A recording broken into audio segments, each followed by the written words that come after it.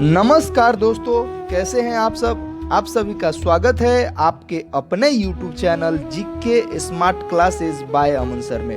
Friends, आज मैं आपके समक्ष उपस्थित हूं जियोग्राफी एवं इकोनॉमिक्स का 40 इंपॉर्टेंट क्वेश्चंस लेकर के। जी हाँ दोस्तों, 40 इंपॉर्टेंट क्वेश्चंस लेकर के। फ्रेंड्स, इस 40 इंपॉर्टेंट क्वेश्चंस में हम जिक्र करेंगे ज्योग्राफी का मूल पार्ट एवं इकोनॉमिक्स का मूल पार्ट, जो भारत की स्थिति बताएगी। ठीक है फ्रेंड्स, तो दोस्तों अगर आप चैनल पर नए हैं तो प्लीज़ हमारे यूट्यूब चैनल को सब्सक्राइब करें और दोस्तों वीडियो अच्छा लगे तो लाइक करें, कमेंट करें एवं शेयर करें। अपना फीडबैक कमेंट बॉक्स में अवश्य दें।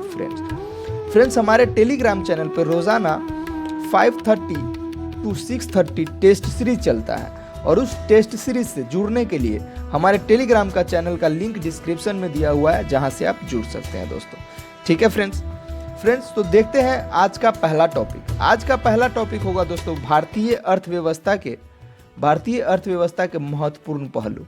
ये इकोनॉमिक्स से पहला जो टेस्ट होगा। ठीक है फ्रेंड्स, तो ये दोस्तों अब मैं कुछ ही दिन मीन्स आपको सितंबर के लास्ट तक फ्रेंड्स आपको ऑनलाइन क्लासेस प्रोवाइड करवा दिया जाएगा चैनल पे। तो चैनल से जुड़ना न भूले दोस्तों, सभी सब्जेक्ट का ऑनलाइन क्लासेस होगा। ठीक है फ्रेंड्स, चलिए देखते हैं आज के पहले प्रश्न। आज का पहला प्रश्न है भारतीय अर्थव्यवस्था कैसी है। संविधान नहीं, भारतीय अर्थव्यवस्था कैसी है। कैसी है दोस्तों? तो मिश्रित अर्थव्यवस्था है। कैसी है? मिश्रित अर्थव्यवस्था। अच्छा, मिश्रित अर्थव्यवस्था क्यों कहा जाता है? तो दोस्तों भारतीय अर्थव्यवस्था को मिश्रित अर्थव्यवस्था इसलिए कहा जाता है क्योंकि यहाँ के अर्थव्यवस्था में निजी एवं सरकारी कंपनियों एवं व्यवसायों का हमारे अर्थव्यवस्था को उच्च स्तर तक पहुंचाने के लिए समायोजन है। सिंपल सा कहिए कि निजी एवं सरकारी जो संलग्न है सभी का आपस में समायोजन है, मेल है, इसीलिए इसे मिश्रित अर्थव्यवस्था कहते हैं। ठीक है फ्रेंड्स, तो इसका कौन सा हो जाएगा? D option is a right answer हो जाएगा। ठीक है फ्रेंड्स, चलिए देखते हैं आज के दूसरे नंबर प्रश्न। भारतीय अर्थव्यवस्था से क्या अभिप्राय है? भारतीय अर्थव्यवस्था से क्या अभिप्राय है? तो दोस्तों इसका मतलब यह है कि सरकारी एवं निजी क्षेत्र का सह अस्तित्व है, यानी कि दोनों साथ में है। ठीक है दोस्तों, दोनों जो है साथ मिलकर के भारत की अर्थव्यवस्था को गति प्रदान करता है। तो इसका कौन सा हो जाएगा? बी हो जाएगा। ठीक है फ्रेंड्स, तो ये याद रखिएगा। चलिए देखते हैं फ्रेंड्स आज का थर्ड नंबर प्रश्न। आज का थर्ड नंबर प्रश्न है आर्थिक विकास के दृष्टिकोण से भारत की गिनती है। आर्थिक विकास के दृष्टिकोण से भारत को क्या कहा जाता है? पिछड़े राष्ट्र के रूप में? जी नहीं दोस्त। विकसित राष्ट्र के रूप में? जी नहीं दोस्त। विकासशील राष्ट्र के रूप में? जी हाँ। इसका कौन सा हो जाएगा? सी ऑप्शन हो जाएगा, यानी कि भारत को विकासशील राष्ट्र कहा जाता है। ठीक है फ्रेंड्स, क्योंकि हमारा देश जो है विकास के प्रगति पे चल रहा है। विकास पहले पिछड़ा था, उसके तहत विकसित हुआ और विकसित होने के साथ विकासशील बना हमारा देश। ठीक है दोस्तों, तो ये कौन सा हो जाएगा? सी हो जाएगा। चलिए देखते हैं फोर्थ नंबर प्रश्न। फोर्थ नंबर प्रश्न है भारतीय अर्थव्यवस्था का कौन सा क्षेत्र सफल राष्ट्रीय उत्पाद में सबसे अधिक योगदान देता है? तो दोस्तों बताइएगा कौन सा क्षेत्र जो है सफल राष्ट्रीय उत्पाद में सबसे ज़्यादा योगदान देता है फ्रेंड? तो कौन सा हो जाएगा? तो फ्रेंड्स इसका हो जाएगा तृतीयक क्षेत्र। कौन सा क्षेत्र?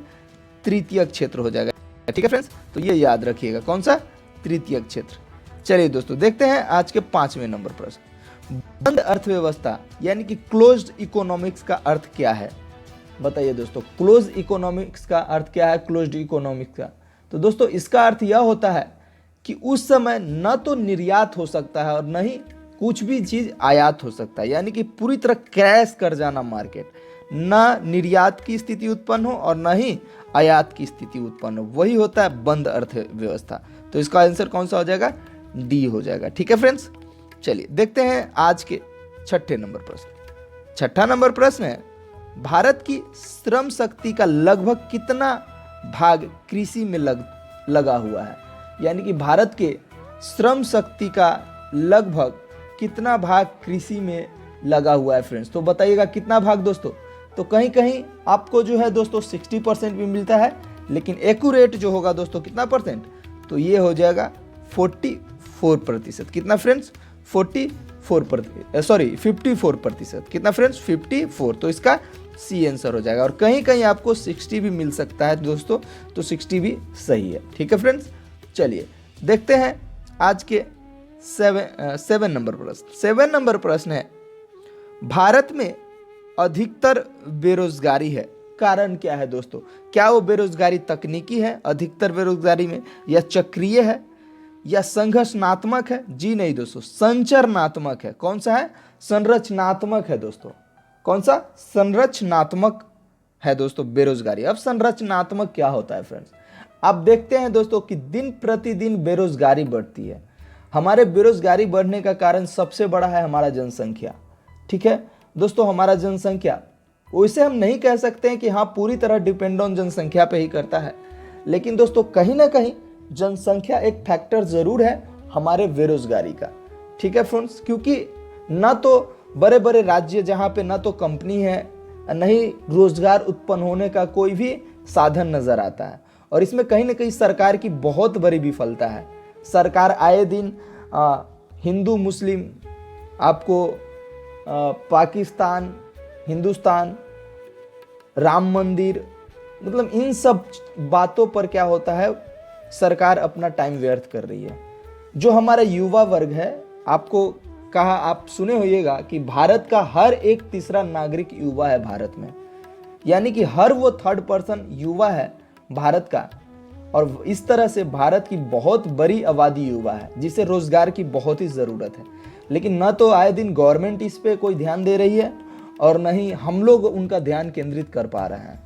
और शायद यही हमारे देश का दुर्भाग्य है कि हमारे देश का बहुत बड़ा हिस्सा बेरोजगारी से जूझ रहा है, और आप इस लॉकडाउन के वजह से जिनके पास रोजगार था उनका भी छीन चुका है। तो कहीं ना कहीं गवर्नमेंट को एक पहल करनी चाहिए जो ये खत्म हो। ठीक है फ्रेंड्स, चलिए देखते हैं 8 नंबर। 8 नंबर है, भारत में बेरोजगारी के आंकड़े एकत्रित एवं प्रकाशित करता है। कौन करता है? भारत में रोजगारी का आंकड़ा, बेरोजगारी का आंकड़ा प्रकाशित, तो ये दोस्त करता है कौन? तो NSSO ने। कौन करता है दोस्तों? NSSO करता है। दोस्तों आपको पता होना चाहिए कि नरेंद्र मोदी का गवर्नमेंट आया तो NSSO को कुछ दिन के लिए बंद कर दिया गया था। जी हाँ दोस्तों, और इसको अब पुनः जो है आपको इसको जब क्या कहते हैं, चुनाव का जब समय आया था 2000, ये जो पहले, इससे पहले जो चुनाव हुआ था 17वीं लोकसभा का, तो उसमें दोस्तों NSSO ने बहुत ही अपने ऊपर इसके अध्यक्ष प्रेस कॉन्फ्रेंस करके बेरोजगारी आंकड़ा जारी किया था, क्योंकि इन्हें बेरोजगारी आंकड़ा जारी करने से मना किया गया था, और इसीलिए इनको पद से हटा भी दिया गया।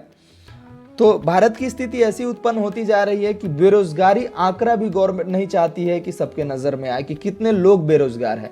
लेकिन लॉकडाउन में आंकड़े की ज़रूरत नहीं पड़ी, लोगों को पता चल गया कि कितने लोग किसी देश में जा कर के, मतलब भारत से अन्य देश, विदेशों में भी और अन्य राज्यों में भी प्रवासी मजदूर के तरह कार्य कर रहे हैं। अपने राज्य में रोजगार नहीं मिल पा रहा है, और खासकर बिहार, यूपी को लेकर के ये बात कही गई। ठीक है फ्रेंड्स, तो इसको बेहतर बनाना पड़ेगा गवर्नमेंट को, नहीं तो जो स्थिति है वो दिन प्रतिदिन बिगड़ती चली जाएगी। ठीक है फ्रेंड्स, चलिए देखते हैं भारत में बेरोजगारी का किस्म पाई जाती है। भारत में बेरोजगारी का किस्म पाई जाती है, 9वां नंबर है। तो कैसी किस्म पाई जाती है दोस्तों? तो ग्रामीण अल्प रोजगार ये भी पाई जाती है। ठीक है फ्रेंड्स, चक्रीय बेरोजगारी ये भी पाई जाती है, संचरणात्मक बेरोजगारी अभी हमने बात किया, यानी कि इनमें से सभी प्रकार के बेरोजगारी पाई जाती है। फ्रेंड्स, ग्रामीण अल्प रोजगार, ग्राम में कोई रोजगार का सृजन ही नहीं होता है जो वहाँ पर लोग काम करके अपना पेट पालन कर सके, अपने परिवार का परवरिश कर सके। सबसे बड़ी बात है, ग्रामीण जब मनरेगा आया, यूपीए गवर्नमेंट ने लाई, यानी कि केंद्र सरकार जब यूपीए गवर्नमेंट थी, उस समय कांग्रेस की सरकार थी, तो उस समय दोस्तों मनरेगा लाया गया, और मनरेगा लाया गया तो बीजेपी गवर्नमेंट ने इसकी बहुत ही आलोचना की, खासकर मोदी गवर्नमेंट ने। मोदी सरकार आने से पहले भी जब वो मोदी गुजरात में थे तो ये मनरेगा का बहुत ही आलोचना किया उन्होंने। कहा अब पढ़े लिखे को ये फावड़ा एवं कुल्हाड़ी देंगे और कुदाल देंगे काम करने के लिए मनरेगा में, और इन्होंने आलोचना किया। लेकिन आज हकीकत का सामना ये हुआ दोस्तों कि पूरे देश जब महामारी कोरोना से जूझ रहा है, तो यही मनरेगा के तहत लोगों को कुछ काम मिल रहे हैं गांव में, जो लोग अपने कम से कम 200-300 रुपया रोज कमा करके अपने घर परिवार का परवरिश कर रहे हैं। तो ये बहुत बड़ी पहल रही यूपीए सरकार की तरफ से। और दोस्तों आज तो जैसे बाहर आ चुका है यूट्यूब पे कि सब डिसलाइक कर रहे हैं नरेंद्र मोदी के मन के बात को, कहते हैं चाचा अपने मन के बात बहुत करते हो, कभी हमारी भी सुन लिया करो अम्मा। तो सही बात है, स्टूडेंट की हक को ये लोग ले डूबे हैं और स्टूडेंट को जागना पड़ेगा, जागरूक होना पड़ेगा। बिहार का चुनाव है फ्रेंड्स, मैं ये नहीं कहूँगा आप किसी पार्टी को सपोर्ट करें या ये करें वो करें, बस इतना कहूँगा अगर आप इलेक्शन में वोटिंग गिराना चाहते हैं तो वो बटन को दबाते वक्त बस आप एक चीज़ अपने जहन में ज़रूर सोचिए, और वो ये सोचिए कि क्या आप जिसको वोट देने जा रहे हैं या जिसको पक्ष में अपना मत दान कर रहे हैं, क्या फ्रेंड्स वो आपके हक के लिए आवाज़ उठाएगा, क्या वो आपके हक के लिए काम करेगा। इस बातों को ध्यान में रखते हुए, और जितना भी दृश्य संकटीय दृश्य में आपको देखना पड़ा है कोरोना काल में, उसको भूलिएगा नहीं। और ईवीएम बटन दबाने से पहले एक बार उन कटाक्षु पल को जरूर याद कीजिएगा कि क्या क्या हुआ, लोग कैसे तड़पे, और तभी जाके ईवीएम पे वोट गिराइएगा। मैं किसी पार्टी का नाम नहीं लूँगा, पार्टी विशेष का, बस खुद के ज़मीर को जगाइएगा और अपने हक के लिए वोटिंग कीजिएगा। चलिए देखते हैं आज के, तो इसका आंसर हो जाएगा फ्रेंड्स डी, आज के 10वें नंबर प्रश्न। आज का 10वां नंबर प्रश्न है, कृषि में मूलतः किस प्रकार की बेरोजगारी की प्रधानता देखी जाती है। कृषि में मूलतः किस प्रकार की बेरोजगारी की प्रधानता देखी जाती है। संरचनात्मक, जी दोस्तों ये नहीं होगा। खुली बेरोजगारी, ये भी नहीं होगा। अदृश्य बेरोजगारी, बिल्कुल सही। कौन सा होता है? अदृश्य बेरोजगारी देखी जाती है कृषियों में। इसका कारण क्या है दोस्तों? आप जानते हैं मौसमी प्रकोप सबसे बड़ा टूटता है किन पे? कृषकों पे। जब मौसम अच्छा होता है तो उनके हक में रोजगार ना होते हुए भी वो खुशहाल होते हैं, क्योंकि उनका फसल खुशहाल होता है। लेकिन दोस्तों जब मौसमी चक्रवात कोई अनहोनी लेकर के आता है, उस समय उनका फसल भी चला जाता है और पूरी तरह बेरोजगार वो हो जाते हैं, क्योंकि उनके पास एक ही रोजगार होता है।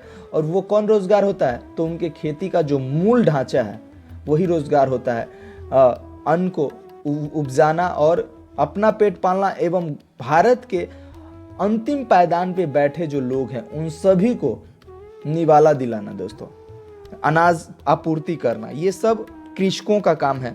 और यही अदृश्य बेरोजगारी उत्पन्न करता है, जो लोगों के देखने में नहीं लगता कि वो बेरोजगार है, क्योंकि वो किसान है तो उनका काम है किसानी करना, ठीक है। लेकिन ऐसा नहीं है, ये सबसे बड़ी जूझते हैं अदृश्य बेरोजगारी से, क्योंकि उनके पास किसानी के अलावा कोई और कार्य नहीं होता है, ठीक है फ्रेंड्स। तो ये कौन सा हो जाएगा? सी हो जाएगा। चलिए देखते हैं 11वें नंबर प्रश्न। 11 नंबर प्रश्न है, कृषि में बेरोजगारी का स्वरूप देखने को मिलता है। तो क्या संचरणात्मक बेरोजगारी? कृषि में बेरोजगारी का स्वरूप देखने को मिलता है। संचरणात्मक बेरोजगारी, जी बिल्कुल सही। मौसमी बेरोजगारी, जी बिल्कुल सही। घर्षणात्मक बेरोजगारी, बिल्कुल सही। तो कौन सा हो जाएगा? इनमें से सभी दोस्तों। मैंने अभी मौसम बेरोजगारी की बात की है कि दोस्तों अगर मौसम अच्छा हो तो किसान 6 महीने तक अपने फसल उपजा सकता है, निरंतर फसलों को बदल करके, ठीक है। और आप जानते हैं कि किस तरह किया जा सकता है इस प्रकार।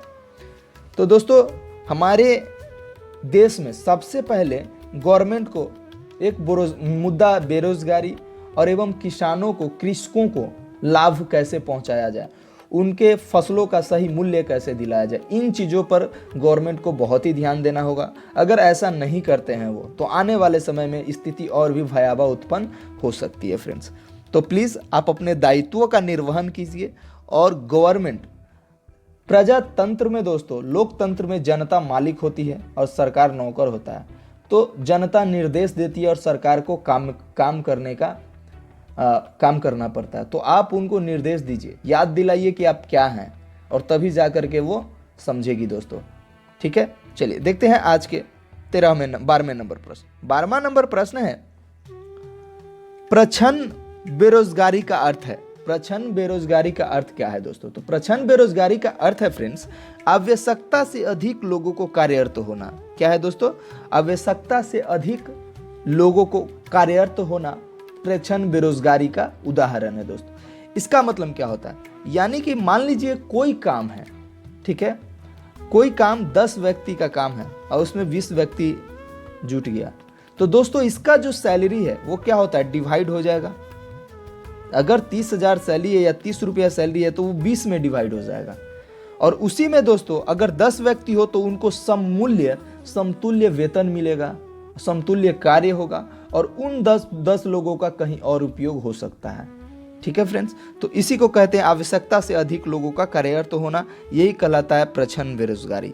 यानी कि बेरोजगारी में एक तो कार्य नहीं है और जो कार्य है उसमें भी मेन पावर से अधिक आदमी को कार्यरत करना। ठीक है फ्रेंड्स, चलिए देखते हैं आज के 13 नंबर प्रश्न। 13 नंबर प्रश्न है, भारत में ग्रामीण क्षेत्रों में कौन सी बेरोजगारी सर्वाधिक पाई जाती है? तो भारत में ग्रामीण क्षेत्र में सर्वाधिक बेरोजगारी कौन सा पाई जाती है दोस्तों? तो आप जानते हैं ग्रामीण क्षेत्र में सबसे ज्यादा लोग किसान वास करते हैं।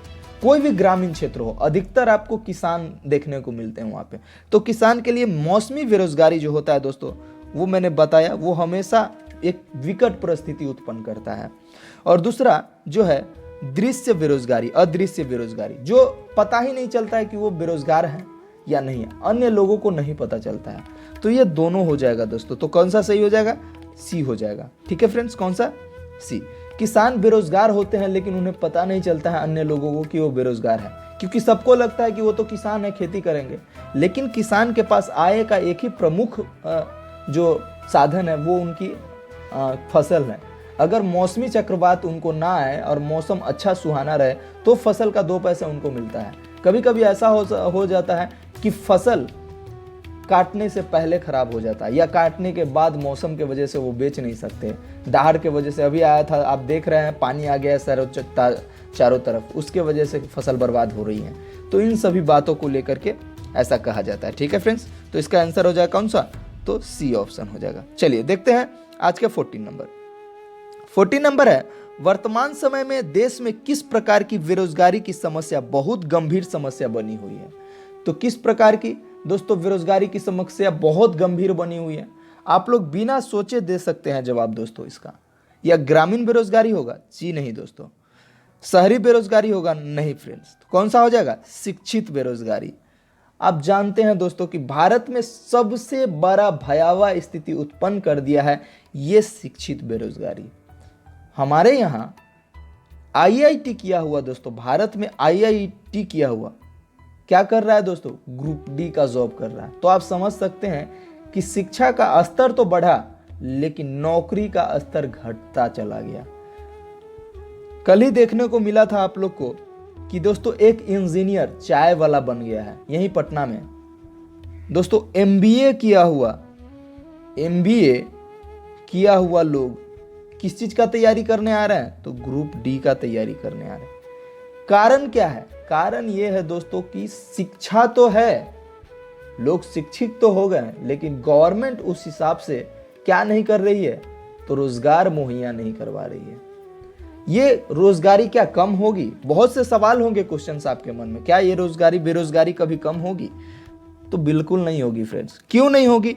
कि दोस्तों एक उदाहरण देता हूं कि जो व्यक्ति आप जानते हैं 12th करने के बाद और 18 साल पार करने के बाद अधिकतर जॉबों में लोग एलिजिबल हो जाता है, यानी कि क्राइटेरिया जो होता है फुलफिल करने लगते हैं, वो फॉर्म भर सकते हैं। तो दोस्तों हर साल हम मान लेते हैं कितना बच्चा +2 करता होगा 12th, हम 20,000 से ही ले लेते हैं, ज़्यादा नहीं। क्या 20,000 ही होंगे? लाख से ऊपर होता है दोस्तों, लेकिन हम 20,000 ही ले लेते हैं कि 12th करने वाले को। तो दोस्तों अभी बेरोजगारी अगर मान लेते हैं हम 80% है या 80,000 है, जो कि गवर्नमेंट इस पे भी ध्यान नहीं दे रही है। तो जैसे 12th का सेशन पार हुआ 20,000 और जुट गया फ्रेंड्स। कितना हो गया? 1 लाख। अगले सेशन में गवर्नमेंट 20,000 अगर वैकेंसी निकाल भी देती है तो फिर भी 80,000 है। ठीक है, और अगले सेशन में अगर 20 से 35,000 आदमी अगर देता है एग्जाम 12th का, तो इसमें और ऐड हो गया तो कितना हो जाएगा दोस्तों? आप देखिए कि बेरोजगारी यानी कि रोजगार पाने वालों की संख्या बढ़ती जा रही है, लेकिन रोजगार यहाँ है नहीं। एक सीट पर 15 आदमी 20 आदमी का दावा होता है। एक सीट 15 आदमी 20 आदमी इवन 25 आदमी। ऑस्ट्रेलिया की जितनी जनसंख्या है, जी हाँ फ्रेंड्स, ऑस्ट्रेलिया की जितनी जनसंख्या है उतने व्यक्तियों ने ग्रुप डी का फॉर्म पिछली बार भरा था। ऑस्ट्रेलिया की जितनी जनसंख्या है ऑस्ट्रेलिया में जितना भारत में लोग फॉर्म डालते हैं, वैकेंसी कम आता है, फॉर्म इतना गिरता है। अब बताइए कि बेरोजगारी का किस तरह स्थिति उत्पन्न है। तो ये बहुत खासकर स्टूडेंट के लिए बहुत ही खतरनाक स्थिति है, जो डर लगता है सोच करके कि ऐसा क्यों है। तो प्लीज़ आप अपने हक का लड़ाई लड़िए, गवर्नमेंट को ये दिखाइए कि आप एक स्टूडेंट हैं, और इसके लिए आपको जो करना पड़े एक सम्मिल होइए। मैं सभी को कहता हूँ, हम लोग आपस में मिलकर इस पर एक रणनीति बनाए और गवर्नमेंट को याद दिलाए कि भारत का हर वो नागरिक जो तीसरा युवा है। अब भारत को युवा देश कहा जाता है, तो फिर युवा पे ध्यान क्यों नहीं दिया जा रहा है। तो इस स्थिति में फ्रेंड्स आपको कुछ न कुछ करना पड़ेगा, अपने हक के लिए आवाज़ उठाना पड़ेगा, और वो सही समय अब है। किसी ने मुझसे आज कहा कि सर किसी ने आज मुझसे कहा सर कि सर जेई मेंस का एग्ज़ाम हो सकता है। मैंने कहा हाँ हो सकता है। नीट का एग्ज़ाम हो सकता है सर। मैंने कहा ये भी हो सकता है। तो सर हमारा एग्ज़ाम क्यों नहीं हो सकता? क्या एसएससी, बैंकिंग, रेलवे के एग्ज़ाम के लिए कोरोना है और नीट और जेई का एग्ज़ाम के लिए, जेई मेंस के एग्ज़ाम के लिए कोरोना नहीं है? तो दोस्तों ये दोहरी नीति है गवर्नमेंट के, चाहे वो केंद्र सरकार हो या राज्य गवर्नमेंट हो। कोई सिर्फ केंद्र सरकार के बारे में बोलता है, मैं कहता हूं नहीं, राज्य गवर्नमेंट का भी दोहरी नीति है। दरोगा का प्री ले लिया, मेंस लेने में उन्हें क्या हो रहा है? क्या अगर कोरोना का हाल इसी तरह 2 साल तक रहा तो कितने व्यक्तियों का तो एज एक्सपायर कर जाएगा। क्या करेंगे लोग? इस कोरोना के वजह से 6 मंथ 7 मंथ से कोरोना चल रहा है, कितने व्यक्तियों का एज एक्सपायर कर गया होगा फ्रेंड्स? कितने व्यक्तियों का 35 से ऊपर हो रहा होगा? क्या करेंगे वो? अब गवर्नमेंट ने बहुतों को रोजगारी का हक मार लिया है। तो इस स्थिति को सुधारना आपके हाथ में है। जुड़िए मानव श्रृंखला से, बहुत जल्द अनाउंस होगा डेट, और उस मानव श्रृंखला में बेरोजगारी के खिलाफ अब अपना आवाज बुलंद कीजिए। पटना गांधी मैदान में दोस्तों बहुत जल्द बेरोजगारी श्रृंखला का अनाउंसमेंट होगा। चलिए देखते हैं आज के 15 नंबर प्रश्न। 15 नंबर प्रश्न है, राष्ट्रीय ग्रामीण विकास संस्थान कहाँ अवस्थित है? तो कहाँ स्थित है दोस्तों राष्ट्रीय ग्रामीण विकास संस्थान? तो ये है दोस्तों हैदराबाद में। कहाँ है फ्रेंड्स? हैदराबाद में। चलिए याद रखिएगा दोस्तों, ग्रामीण विकास संस्थान कहाँ पे है? हैदराबाद। चलिए फ्रेंड्स देखते हैं 16 नंबर है, संरचनात्मक बेरोजगारी का कारण क्या है? तो संरचनात्मक बेरोजगारी का क्या कारण है दोस्तों, बताइएगा। तो अपर्याप्त उत्पाद क्षमता। क्या दोस्तों? अपर्याप्त उत्पादक क्षमता, यानी कि फैक्ट्री ना होना, सही तरह का जो रोजगार उत्पन्न करना, उस तरह का दोस्तों व्यवसाय या कार्य करने की पद्धति ना होना। दोस्तों कोई भी कंपनी, फैक्ट्रीज, मतलब सिंपल सा है कहने का मतलब, संरचनात्मक बेरोजगारी का कारण सबसे बड़ा है कि भारत में रोजगार उत्पन्न का अवसर ना मिलना, रोजगार के लिए अवसर प्राप्त ना होना, ये सबसे बड़ी बात है। और अवसर प्राप्त भी होना तो उस संख्या में नहीं होना जो संख्या हमें चाहिए। तो इसका कौन सा हो जाएगा? अप्रत्यात्म उत्पादन क्षमता, तो डी हो जाएगा। ठीक है फ्रेंड्स। और इसमें सबसे पहले हम लोग का भी गलती है। गलती सबसे पहला गलत ये है कि दोस्तों हमारे देश में जो उत्पादन होता है, जो प्रोडक्ट होता है, हम उसका इस्तेमाल कम करते हैं और अन्य देशों के उत्पादित वस्तुओं को हम ज़्यादा पसंद करते हैं। जैसे चाइनीज़ कंपनी के, चाइना के बहुत से चीज़ों को हम पसंद करते हैं। जैसे हो गया दोस्तों एलईडी बल्ब हो गया, आपको हो गया जब दिवाली आती है, छठ आती है, तो हम कोई भी बल्ब वगैरह लेते हैं तो सुंदरता बढ़ाने के लिए चाइनीज़ माल को बहुत ज़्यादा हम लोग एक्सपोर्टेंशन देते हैं और उसको बहुत ही ज़्यादा प्रायोरिटी देते हैं कि नहीं ये अच्छा होगा। क्यों दोस्तों? अगर 1 रुपया ज़्यादा हम अपने देश के उत्पादित वस्तु पर अगर खर्च करते हैं, 1 रुपया सिर्फ, जो कि महंगा होगा अन्य देश से, चाइना से, लेकिन वो कल जाके भविष्य की रचना करेगा भारत का, तो हम अपने देश द्वारा उत्पादित सामग्री क्यों न खरीदें? तो दोस्तों प्लीज़ आपसे एक ही रिक्वेस्ट करता हूं कि कुछ भी खरीदे, कुछ भी ले, तो हो सके तो भारत द्वारा उत्पादित वस्तु ही ले। इससे क्या होगा, रोजगार सृजन होगा दोस्तों, ठीक है, हमारे लिए, आपके लिए, सभी के लिए। तो हमारा भी गलती है फ्रेंड्स। चलिए देखते हैं 17 नंबर फ्रेंड्स। 17 नंबर प्रश्न है, वैश्वीकरण का अर्थ क्या है?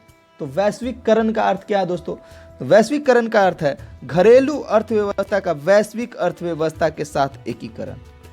वैश्वीकरण का अर्थ क्या है? तो घरेलू अर्थव्यवस्था का वैश्विक अर्थव्यवस्था के साथ एकीकरण हो जाता है, वही क्या कहलाता है दोस्तों? तो वैश्वीकरण कहलाता है, ठीक है, ग्लोबलाइजेशन कहलाता है। तो इसका सही उदाहरण दोस्तों कि घरेलू अर्थव्यवस्था और वैश्विक अर्थव्यवस्था के साथ एकीकरण, दोनों एक साथ मिल जाना, यह वैश्वीकरण कहलाता है, ठीक है फ्रेंड्स। चलिए देखते हैं आज के 18 नंबर प्रश्न। 18 नंबर प्रश्न है, नीति आयोग गरीबी रेखा का निर्धारण पोषण आवश्यकताओं के आधार पर निर्धारित करता है। इसके अनुसार ग्रामीण क्षेत्र में 24 कैलोरी प्रतिदिन से कम प्राप्त करने वाले गरीब रेखा के नीचे माने जाते हैं। नगरीय क्षेत्र के लिए यह कैलोरी अंतर्ग्रहण है कितना? तो दोस्तों कितना है इसके लिए? तो आप जानते हैं दोस्तों, मैंने बताया था कि 2100। कितना दोस्तों? 2100। तो इसका कौन सा हो जाएगा? बी हो जाएगा। चलिए फ्रेंड्स देखते हैं 19 नंबर। नीति आयोग किसके सर्वेक्षणों के आधार पर निर्धनता रेखा के नीचे के लोगों का आकलन करता है? तो किसके आधार पर दोस्तों नीति आयोग आकलन करता है? तो ये करता है राष्ट्रीय नमूना सर्वेक्षण संगठन के आधार पर। किसके? राष्ट्रीय नमूना सर्वेक्षण संगठन के आधार पर। तो इसका कौन सा हो जाएगा? ए हो जाएगा। चलिए फ्रेंड देखते हैं 20 नंबर। राज्य एवं राष्ट्रीय स्तर पर गरीबी का अनुमान लगाने के लिए नीति आयोग किसके सूत्र का प्रयोग करता है? तो किसके सूत्र का प्रयोग करता है नीति आयोग दोस्तों? तो ये करता है डीटी लकड़वाला का। किसका दोस्तों? तो डीटी लकड़वाला का। इनका जो है नीति आयोग फॉलो करता है सूत्र। दोस्तों आप जानते हैं राष्ट्रीय गरीबी का अनुमान लगाने के लिए नीति आयोग के जगह पहले क्या था? योजना आयोग था, जिसको नीति आयोग में नरेंद्र मोदी सरकार ने कन्वर्ट कर दिया, ठीक है फ्रेंड्स। चलिए तो इसका आंसर कौन सा हो जाएगा? डीटी हो जाएगा, डीटी लकड़वाला। देखते हैं दोस्तों अब आगे आपको भारत की स्थिति और विस्तार, ज्योग्राफी। तो दोस्तों अब हम लोग ज्योग्राफी की चर्चा करेंगे।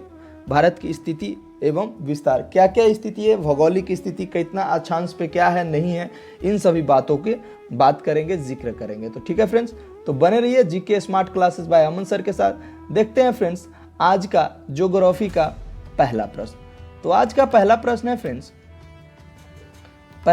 फ्रेंड्स कि प्राचीन भारतीय भौगोलिक मान्यता के अनुसार भारतवर्ष किस द्वीप का अंग है? तो किस द्वीप का अंग है दोस्तों? तो जम्बू द्वीप का अंग है। किसके दोस्तों? जम्बू द्वीप का अंग है। तो इसका कौन सा हो जाएगा?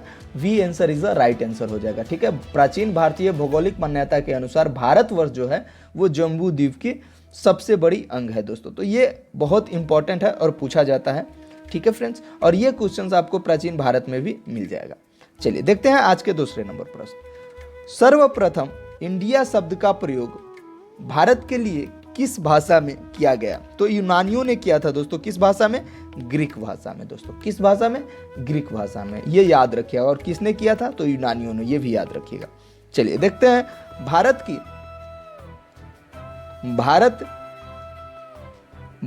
की मुख्य भूमि की दक्षिण सीमा है दोस्तों। तो कितना डिग्री अक्षांश है दोस्तों? तो ये होगा 8 डिग्री 4 उत्तरी अक्षांश दोस्तों। कौन सा? 8 डिग्री 4 उत्तरी अक्षांश। तो इसका आंसर कौन सा हो जाएगा? सी हो जाएगा, ठीक है दोस्तों। मुख्य भूमि की दक्षिणी सीमा किस में पड़ती है? तो 8 डिग्री 4 उत्तरी अक्षांश में, ठीक है फ्रेंड्स। चलिए देखते हैं आज के चौथे नंबर प्रश्न। चौथा नंबर प्रश्न है भारतीय मानक समय आधारित है। तो दोस्तों कितना? 80 डिग्री देशांतर? नहीं दोस्तों। तो इसका कौन सा हो जाएगा? तो 82.5 डिग्री देशांतर। कौन सा हो जाएगा? 82.5 डिग्री पूर्वी देशांतर, ठीक है दोस्तों। और यही मानक समय है दोस्तों, ठीक है, याद रखिएगा। आप सभी को याद भी होगा, तो इसका सी ऑप्शन हो जाएगा। चलिए देखते हैं पांचवा प्रश्न। पांचवा प्रश्न है भारत का प्रमाणित समय उस स्थान का स्थानीय समय है जो स्थित है कहाँ पर दोस्तों? दिल्ली में? जी नहीं। कोलकाता में? जी नहीं। इलाहाबाद में? जी हाँ दोस्तों। कहाँ पर? इलाहाबाद में। तो इसका आंसर कौन सा हो जाएगा? सी हो जाएगा। और इलाहाबाद में कहाँ से दोस्तों? तो नैनी से। कहाँ दोस्तों? इलाहाबाद में नैनी एक स्थान है, वहाँ से दोस्तों ये मानक प्राधिकरण समय का है। ठीक है फ्रेंड्स, तो इसका कौन सा हो जाएगा? C option is a right answer हो जाएगा। ये उत्तर प्रदेश में पड़ता है। चलिए देखते हैं दोस्तों, जिसको हाल ही में नाम बदल कर प्रयागराज कर दिया गया है। चलिए 6 नंबर है, इंडियन स्टैंडर्ड टाइम और ग्रीनविच मीन टाइम में कितने का अंतर है? तो कितने का अंतर है दोस्तों? तो ये है 5.5 घंटा का अंतर, यानी कि 5 घंटा और 30 मिनट का अंतर। कितना है फ्रेंड्स? 5 घंटा 30 मिनट का अंतर है। तो ये इसको याद रखिएगा। ठीक है फ्रेंड्स, चलिए तो इसका सी आंसर हो जाएगा। देखते हैं आज के 7वें नंबर प्रश्न। ज्योग्राफी का 7वां नंबर प्रश्न है, भारत का दूर दक्षिण भाग की भूमध्य रेखा से दूरी कितनी है? तो कितनी है दोस्तों? तो ये है 876 किलोमीटर। कितना फ्रेंड्स? 876 किलोमीटर। तो इसका कौन सा?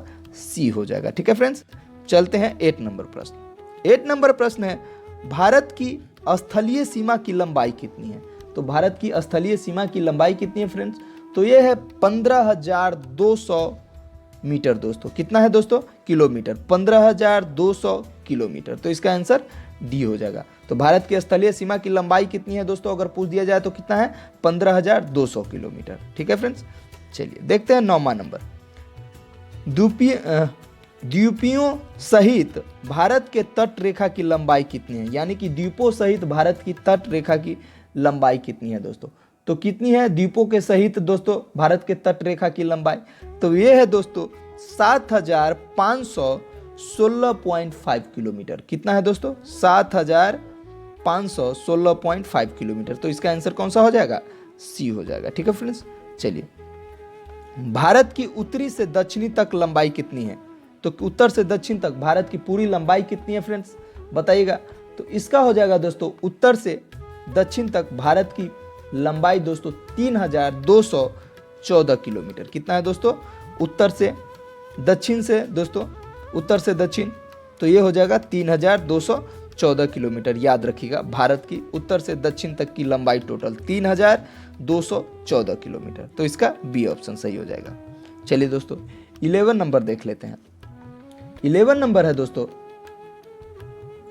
भारत की पूर्व से पश्चिम तक की लंबाई कितनी है? तो भारत के पूर्व से पश्चिम तक की लंबाई कितनी है दोस्तों? तो 2,933 किलोमीटर। कितना दोस्तों? 2,933 किलोमीटर। ठीक है फ्रेंड्स, तो ये भी याद रखिएगा। ये सब डाटा को थोड़ा सा क्या होगा, आपको रिपीट करना पड़ेगा। रिपीट मीन्स आपको नोट करना पड़ेगा और नोट करके 1-2 बार देखना पड़ेगा, जिससे क्या होगा, ये डाटा आपको याद हो जाएगा। ठीक है फ्रेंड्स, तो इसको नोट कर लीजिएगा। भारत की पूर्व से पश्चिम तक की लंबाई कितनी है दोस्तों? तो आपको 2,933 किलोमीटर है। ठीक है फ्रेंड्स, चलिए देखते हैं नेक्स्ट 12 नंबर। भारत की तट रेखा की लंबाई है, तो भारत के तट रेखा की लंबाई कितनी है फ्रेंड्स, बताइएगा। भारत के तट रेखा का लंबाई तो ये है दोस्तों 6100 किलोमीटर। कितना है फ्रेंड्स? 6100 किलोमीटर। तो इसका यानी कि 6100 किलोमीटर। इसका कौन सा हो जाएगा तट रेखा का लंबाई? ए ऑप्शन हो जाएगा 6100 किलोमीटर। चलिए फ्रेंड्स देखते हैं, ये बहुत वेरी इंपॉर्टेंट क्वेश्चन है, कहीं भी पूछ दिया जाता है, छोटा से बड़ा एग्जाम में सब में पूछा जाता है कि भारत का क्षेत्रफल विश्व के कुल भौगोलिक क्षेत्रफल का कितना भाग है? कितना भाग है वो दोस्तों? तो 2.4%। कितना है दोस्तों? 2.4%। तो इसका आंसर कौन सा हो जाएगा? बी ऑप्शन हो जाएगा। 13 का कौन सा दोस्तों? तो बी हो जाएगा। याद रखिएगा कितना है भौगोलिक क्षेत्र का, तो 2.4%। चलिए देखते हैं दोस्तों 14 नंबर। भारत के कुल क्षेत्रफल का कितना प्रतिशत भाग पर्वतीय क्षेत्र के अंतर्गत आता है? यानी कि मध्य समुद्र तल से 2135 मीटर या अधिक ऊंचाई के अंतर्गत आता है। कितना दोस्तों? तो ये कौन सा हो जाएगा फ्रेंड? तो ये हो जाएगा फ्रेंड्स आपके लिए, इसका हो जाएगा 10.7%। कौन सा हो जाएगा? 10.7%। यानी कि भारत के कुल क्षेत्रफल का कितना प्रतिशत भाग है दोस्तों जो पर्वतीय क्षेत्र के अंतर्गत आता है? तो 10.7% भाग जो है पर्वतीय क्षेत्र के अंतर्गत आता है। ठीक है फ्रेंड्स, तो इसका ए हो जाएगा। यानी कि 10.7% जो है पर्वतीय क्षेत्र के अंतर्गत आता है, इतना याद रखिएगा। ठीक है फ्रेंड्स, चलिए देखते हैं 15 नंबर है, संपूर्ण भारत के कितने प्रतिशत भूभाग पर पर्वत और संपूर्ण संपूर्ण भारत के कितने प्रतिशत भूभाग पर पर्वत और पहाड़ियों का विस्तार पाया जाता है? तो कितना परसेंट? तो दोस्तों 29.3%। जी हाँ दोस्तों, 29.3% जो भाग है उस पर पर्वतीय एवं पहाड़ियों का क्या पाया जाता है दोस्तों? विस्तार पाया जाता है भारत में। ठीक है, तो कितना परसेंट? 29.3%। ठीक है दोस्तों, याद रखिएगा। तो इसका सी ऑप्शन इज राइट हो जाएगा। चलिए देखते हैं आज के 16वें नंबर प्रश्न। 16 नंबर प्रश्न है, संपूर्ण भारत के कितने प्रतिशत भूभाग का पर पठार का विस्तार पाया जाता है? यानी कि संपूर्ण भारत के कितने प्रतिशत भूभाग पर पठार का विस्तार पाया जाता है? तो कितने प्रतिशत भूभाग पर दोस्तों पठार का विस्तार पाया जाता है? तो ये पाया जाता है दोस्तों, पठारों का बात है तो 27.7%। कितना फ्रेंड्स? 27.7%। अब कहिएगा कि सर सारा आंकड़ा डाल दिए। तो दोस्तों मैं ये जो पहला भौगोलिक स्थिति बता रहा हूँ इसमें सिर्फ आंकड़ों से लेकर के रिलेटेड रहेगा, उसके बाद मुख्य परिचय की बात हम लोग करते चलेंगे। ठीक है दोस्तों, तो संपूर्ण भारत के कितने प्रतिशत भूभाग पर पठार का विस्तार पाया जाता है? तो 27.7%। आप जानते हैं भूगोल में, भूगोल का जब क्वेश्चंस पूछा जाएगा एग्जाम वगैरह में तो डाटा ही सबसे ज़्यादा पूछा जाता है। ठीक है फ्रेंड, तो इसीलिए मैंने डाटा पे ही वीडियो बना दिया है। चलिए, तो इसका कौन सा हो जाएगा? तो C option is right option हो जाएगा। 70 नंबर देखते हैं। 70 नंबर है, संपूर्ण भारत के कितने प्रतिशत भूभाग पर मैदान का विस्तार है? तो संपूर्ण भारत के कितने प्रतिशत भूभाग पर मैदान का विस्तार है दोस्तों? तो ये है 43% पर। कितना दोस्तों? 43% भूभाग पर। तो इसका कौन सा हो जाएगा? D option is right answer हो जाएगा। 18 नंबर देखते हैं। 18 नंबर है फ्रेंड्स, 18 नंबर है, भारत की प्रादेशिक जल सीमा समुद्र तट से कितनी समुद्री मील की दूरी तक है? तो कितनी समुद्री मील की दूरी तक है दोस्तों? तो ये है 24 मील। कितना फ्रेंड्स? 24 मील। तो इसका कौन सा हो जाएगा? बी हो जाएगा। भारत की प्रादेशिक जल सीमा समुद्र तट से कितने समुद्री मील की दूरी पर है? तो ये हो जाएगा दोस्तों 24 मील की दूरी पर। ठीक है, 19 नंबर प्रश्न देखते हैं दोस्तों। 19 नंबर प्रश्न है, भारत के संलग्न क्षेत्र प्रादेशिक जल सीमा के आगे कितने समुद्री मील की दूरी तक है? तो कितने समुद्री मील की दूरी पर है दोस्तों? तो ये एक मिनट दोस्तों, ये 18 वाला जो है दोस्तों ये कह रहा है संलग्न क्षेत्र प्रादेशिक जल सीमा।